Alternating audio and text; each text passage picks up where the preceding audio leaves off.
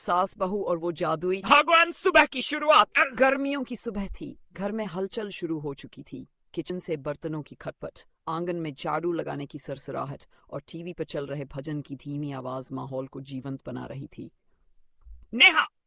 ओ नेहा, उठ गई या अभी भी सो रही हैं? सासू माँ यानी कि कमला देवी अपनी बहू को आवाज लगाते हुए किचन में घुसी।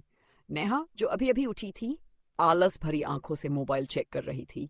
सासू माँ की आवाज सुनते ही हड़बड़ाकर उठी और जल्दी से दुपट्टा ठीक करते हुए किचन की ओर भागी। भागो। रसोई का संग्राम। अरे बहू, त्योहार आने वाला है और हमें कितना कुछ करना है। हलवाई थोड़े ही बुलाएंगे सब काम के लिए, कमला देवी ने कहा, चूल्हे पर चाय रखते हुए। जी मम्मी जी, नेहा ने जवाब दिया, लेकिन मन ही मन सोच रही थी, इतनी सुबह सुबह इतनी एनर्जी की कहाँ से आती है अम्मी जी? में आज से स्पेशल मिठाई बनेगी, बेसन के लड्डू। तू जल्दी से बेसन भूने, मैं गुड़ का शिरा बना देती हूँ। कमला देवी ने एक पुरानी चमकती हुई पी हुई पीतल की चम्मच उठाई और नेहा को बेसन सौंप दिया। नेहा ने कढ़ाई में बेसन डाला और हिलाना शुरू किया, लेकिन मुश्किल ये थी कि बेसन जलने लगा। अरे बहू, ये क्या कर रही है? बेसन जल जाएगा। ये लो, ये चम्मच पकड़, ये जादुई चम्मच है, इससे लड्डू हमेशा परफेक्ट बनते हैं, कमला देवी ने एक पुरानी लकड़ी की चम्मच पकड़ाते हुए कहा।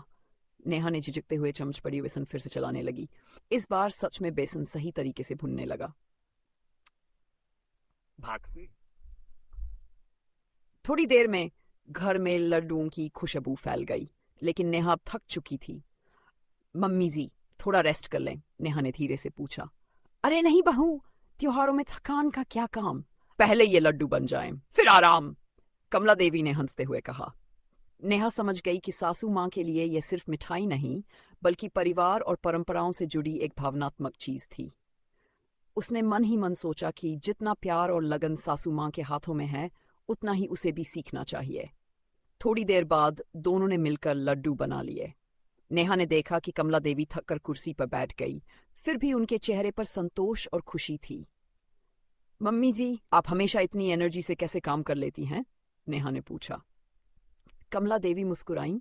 बेटा, काम बोझ नहीं होता, अगर उसमें प्यार हो। जब मैं तुम्हारे ससुर जी के साथ नई नई आई थी, तब मेरी सासू माँ ने भी मुझे यही सिखाया था।